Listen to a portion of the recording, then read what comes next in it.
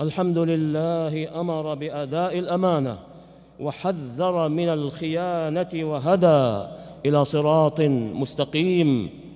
أحمده سبحانه على منه وكرمه وجوده وإنعامه السابغ وفضله العظيم، وأشهد أن لا إله إلا الله وحده لا شريك له البر الرؤوف الرحيم، وأشهد أن سيدنا ونبينا محمدًا عبد الله ورسوله الداعي إلى رضوان الله وإلى إسعاد عباده في جنات النعيم. اللهم صل وسلم على عبدك ورسولك محمد وعلى آله وصحابته ذوي الفضل والتقى والنهج الراشد والخير العميم، والتابعين ومن تبعهم بإحسان إلى يوم الدين.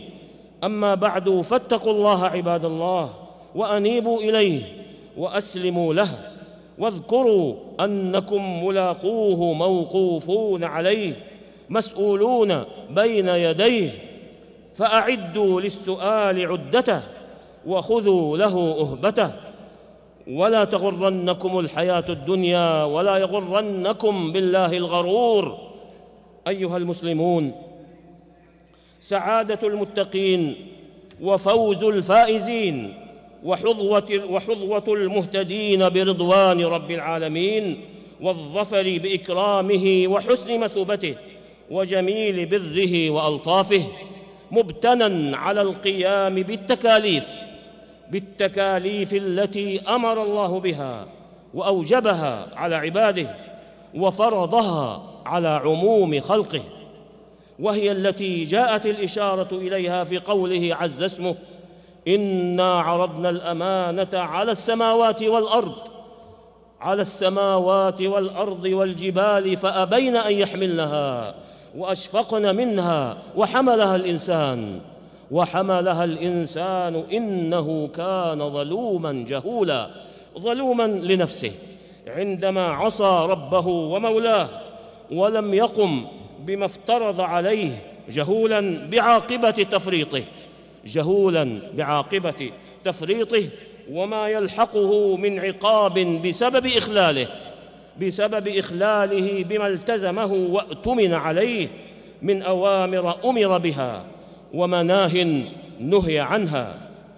ألا وإن من الأمانات التي أمر العبد بأدائها والقيام بمقتضاها الجوارح التي خلقه الله تعالى فيه وجعلها طيعة له، تأتمر بأمره وتحقق له مراده وتوصله إلى غايته، فيجب عليه ألا يستعملها إلا فيما يرضي به ربه عز وجل بإطاعة أمره واجتناب نهيه والحذر من أسباب سخطه وموجبات عقوبته. فإن استعمل هذه الجوارح المسخرة له في معصية الله عز وجل، وجعل منها أداة ووسيلة إلى ركوب الخطايا واجتراح الآثام وسبباً لاستجلاب غضبه سبحانه واستنزال سخطه واستحقاق عقوبته، فقد خان بذلك الأمانة وجنى الحسرة والندامة يوم تشهد عليه جوارحه بما قدمت يداه، يوم تشهد عليهم ألسنتهم وأيديهم وأرجلهم بما كانوا يعملون، يومئذ يوفيهم الله دينهم الحق ويعلمون أن الله هو الحق المبين. عباد الله، وإذا كان من الأمانة حفظ الودائع التي يستودعها بعض الناس عند بعض وأداؤها وردها إلى أصحابها كاملة غير منقوصة، امتثالاً لأمر الله تعالى برد الأمانات وأداء الودائع إلى أصحابها في قوله تعالى ذكره: إن الله يأمركم أن تؤدوا الأمانات إلى أهلها، الآية. ولما جاء في الحديث الذي أخرجه الإمام البخاري في صحيحه عن أبي هريرة رضي الله عنه عن رسول الله صلى الله عليه وسلم أنه قال: من أخذ أموال الناس يريد أداءها أدى الله عنه، ومن أخذها يريد إتلافها أتلفه الله. إلا أن الأمانة يا عباد الله أعم من ذلك وأجمع لمعان وأبواب كثيرة، فمنها أمانة الإنسان على نفسه بكمال حرصه على القيام بما أسند إليه من واجبات وما أوكل إليه من مهمات، وهو أي هذا القيام يستلزم الإخلاص في عمله بإجادة وإتقان، تستلزمان المواظبة والمتابعة والتطوير للقدرات وحسن الاستثمار للمواهب والتوظيف المناسب والمسؤول للموارد، والحذر من تبديلها في غير ما جعلت له أو إضاعتها فيما لم تسخر له أو توجه إليه.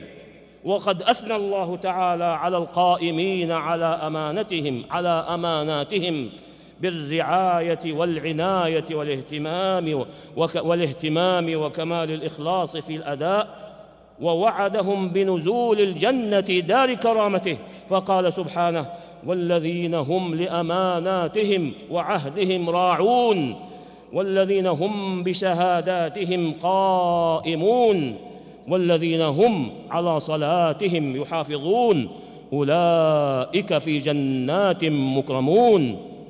ومنها يا عباد الله ألا يستغل المرء منصبه لجر مغنم شخصي له أو لمن يلوذ به من أقارب أو معارف أو أصدقاء بغير استحقاق، كمن يستغل منصبه في تضخيم ثروته بالطرق غير المشروعة والوسائل المحرمة كالرشوة وغيرها من وسائل استغلال النفوذ، فكل ذلك من خيانة الأمانة التي اؤتمن عليها وأمر بحفظها وأوكل إليه أمر صيانتها ورعايتها، وهو من الغلول المحرم المتوعد عليه بالوعيد الزاجر الوارد في الحديث الذي أخرجه أبو داود في سننه وابن خزيمة في صحيحه بإسناد صحيح عن بريدة رضي الله عنه أن رسول الله صلى الله عليه وسلم قال: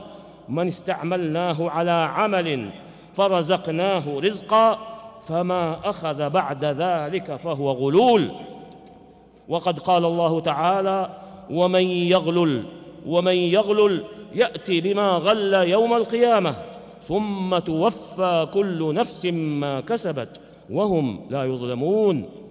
وفي الصحيحين عن أبي حميد الساعدي رضي الله عنه أنه قال: استعمل رسول الله صلى الله عليه وسلم رجلا من الأزد يقال له ابن اللتبية على الصدقة، فلما قدم قال: هذا لكم وهذا لي، أهدي لي.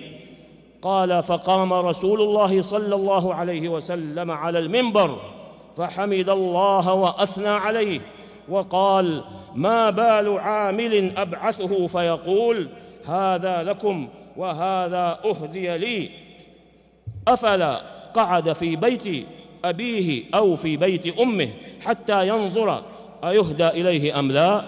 الحديث. ومن الأمانة التي يجب حفظها يا عباد الله ما يجري في المجالس من أحاديث تتضمن أسرارا وأخبارا وغيرها، فلا يصح إفشاء سر منها بإخراجه من دائرة المجلس المحدودة الضيقة إلى دائرة العلن فيشيع بين الناس، وربما ترتب عليه ضرر بالغ وفساد كبير. ومن ذلك أيضا إفشاء سر من ائتمنك على سره، وفي مقدمة ذلك ما يكون بين المرء وزوجه مما يفضي به أحدهما إلى الآخر، فإن التحدث به وإفشاءه خيانة للأمانة لما يترتب عليه من شرور ومفاسد عظيمة. ولذا كان من أعظم الأمانة عند الله كما جاء في صحيح الإمام مسلم رحمه الله عن أبي سعيد الخدري رضي الله عنه أن النبي صلى الله عليه وسلم قال: إن من أعظم الأمانة عند الله يوم القيامة الرجل يفضي إلى امرأته وتفضي إليه ثم ينشر سرها.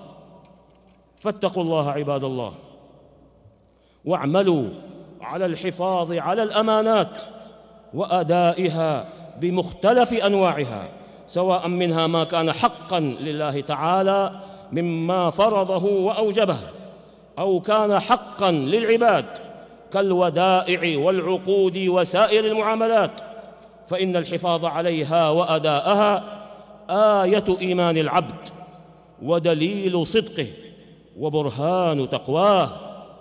أعوذ بالله من الشيطان الرجيم. يا أيها الذين آمنوا لا تخونوا الله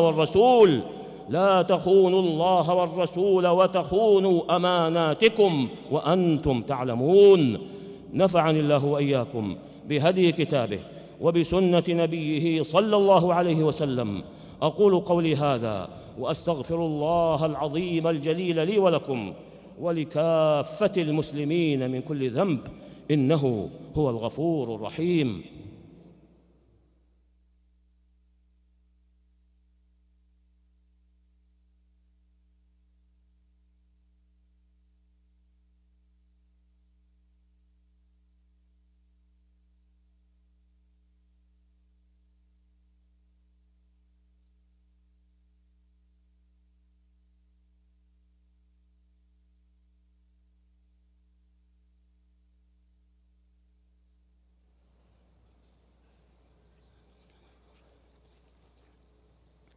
الحمد لله ولي الصالحين، أحمده سبحانه وأشهد أن لا إله إلا الله وحده لا شريك له، وأشهد أن سيدنا ونبينا محمدًا عبد الله ورسوله، إمام المتقين ورحمة الله للعالمين. اللهم صل وسلم على عبدك ورسولك محمد وعلى آله الطيبين الطاهرين وصحابته الغر الميامين والتابعين ومن تبعهم بإحسان إلى يوم الدين. أما بعد، فيا عباد الله، جاء في الحديث الذي أخرجه الإمام أحمد في مسنده بإسناد صحيح من حديث أنس بن مالك رضي الله عنه أنه قال: ما خطبنا رسول الله صلى الله عليه وسلم إلا قال: لا إيمان لمن لا أمانة له، ولا دين لمن لا عهد له. وإنه يا عباد الله لمصير مرعب ومآل قبيح وعاقبة سيئة لمن اتصف بصفة الخيانة للأمانة، لا يصح إغماض الأجفان عنه أو الاستهانة به أو الإقامة عليه. ألا وإن الأمانة في الإسلام يا عباد الله واسعة الدلالة، وتشمل جوانب حياتنا كلها، وتلازمنا في علاقاتنا بخالقنا وعلاقاتنا بأسرنا وبمجتمعنا الذي نعيش فيه. والواجب تجاهها شعور المرء بتبعته في كل أمر يوكل إليه، وإدراكه بأنه مسؤول عنه أمام ربه عز وجل، كما جاء في الحديث أن النبي صلى الله عليه وسلم قال: كلكم راع ومسؤول عن رعيته، فالإمام راع ومسؤول عن رعيته، والرجل في أهله راع وهو مسؤول عن رعيته، والمرأة في بيت زوجها راعية وهي مسؤولة عن رعيتها، والخادم في مال سيده راع وهو مسؤول عن رعيته. أخرجه الإمام البخاري في صحيحه. عباد الله، وإن كل ما وهبنا الله من نعم وما أفاض علينا من منن أمانة بأيدينا لا ينبغي أن نفرط فيها، فحواسنا التي أنعم الله بها علينا أمانة، وما حبينا به من أزواج وأموال وأولاد أمانة، فيجب أن نستخدم كل ذلك في قربات الله ومرضاته وألا ننحرف بواحد منها عن طريقه الصحيح الذي أراده الله وأمر به وحث عليه. فاتقوا الله عباد الله، واحرصوا على الحفاظ على أماناتكم وأدائها على الوجه الذي تحمد عاقبته وتؤمن مغبته وينال به رضا الرب ومحبته. واذكروا على الدوام أن الله تعالى قد أمركم بالصلاة والسلام على خير الأنام، فقال في أصدق الحديث وأحسن الكلام: إن الله وملائكته يصلون على النبي يا أيها الذين آمنوا صلوا عليه وسلموا تسليما. اللهم صل على محمد وعلى آل محمد كما صليت على إبراهيم وعلى آل إبراهيم إنك حميد مجيد. اللهم بارك على محمد وعلى آل محمد كما باركت على إبراهيم وعلى آل إبراهيم إنك حميد مجيد. وارض اللهم عن خلفائه الأربعة أبي بكر وعمر وعثمان وعلي، وعن سائر الآل والصحابة والتابعين، وعن أزواجه أمهات المؤمنين ومن تبعهم بإحسان، والتابعين ومن تبعهم بإحسان إلى يوم الدين، وعنا معهم بعفوك وكرمك وإحسانك يا خير من تجاوز وعفا. اللهم أعز الإسلام والمسلمين، اللهم أعز الإسلام والمسلمين، اللهم أعز الإسلام والمسلمين، واحم حوزة الدين، وانصر عبادك الموحدين، وألف بين قلوب المسلمين، ووحد صفوفهم، وأصلح قادتهم، واجمع كلمتهم على الحق يا رب العالمين. اللهم انصر دينك وكتابك وسنة نبيك محمد صلى الله عليه وسلم وعبادك المؤمنين المجاهدين الصادقين. اللهم آمنا في أوطاننا، وأصلح أئمتنا وولاة أمورنا، وأيد بالحق إمامنا وولي أمرنا خادم الحرمين الشريفين الملك سلمان بن عبد العزيز آل سعود، وهيئ له البطانة الصالحة، ووفقه لما تحب وترضى يا سميع الدعاء. اللهم وفقه وولي عهده الأمير محمد بن سلمان بن عبد العزيز آل سعود إلى ما فيه خير الإسلام والمسلمين، وإلى ما فيه صلاح العباد والبلاد، يا من إليه المرجع يوم المعاد. اللهم احفظ هذه البلاد حائزة كل خير، سالمة من كل شر، وسائر بلاد المسلمين يا رب العالمين. اللهم احفظ هذه البلاد حائزة كل خير، سالمة من كل شر، وسائر بلاد المسلمين يا رب العالمين. اللهم احفظ المسلمين في فلسطين، اللهم احفظهم من بين أيديهم ومن خلفهم وعن أيمانهم وعن شمائلهم ومن فوقهم، ونعوذ بعظمتك أن يغتالوا من تحتهم. اللهم كن لهم معينا ونظيرا وظهيرا، اللهم كن لهم معينا وظهيرا ومؤيدا ونصيرا. اللهم ارحم ضعفهم، اللهم ارحم ضعفهم، واشف مرضاهم، وداوي جرحاهم، واكتب أجر الشهادة لقتلاهم. اللهم عليك بعدوك وعدوهم يا ذا الجلال والإكرام. اللهم إنا نعوذ بك من زوال نعمتك وتحول عافيتك وفجاءة نقمتك وجميع سخطك. اللهم إنا نسألك فعل الخيرات وترك المنكرات وحب المساكين، وأن تغفر لنا وترحمنا، وإذا أردت بقوم فتنة فاقبضنا إليك غير مفتونين. اللهم أحسن عاقبتنا في الأمور كلها، وأجرنا من خزي الدنيا وعذاب الآخرة. اللهم إنا نعوذ بك من زوال، اللهم إنا نسألك، اللهم اكفنا أعداءك وأعداءنا بما شئت يا رب العالمين. اللهم اكفنا أعداءك وأعداءنا بما شئت يا رب العالمين. اللهم اكفنا أعداءك وأعداءنا بما شئت يا رب العالمين. اللهم إنا نجعلك في نحور أعدائك وأعدائنا ونعوذ بك من شرورهم. اللهم إنا نجعلك في نحور أعدائك وأعدائنا ونعوذ بك من شرورهم. اللهم إنا نجعلك في نحور أعدائك وأعدائنا ونعوذ بك من شرورهم. اللهم اشف مرضانا وارحم موتانا وبلغنا فيما يرضيك آمالنا، واختم بالباقيات الصالحات أعمالنا.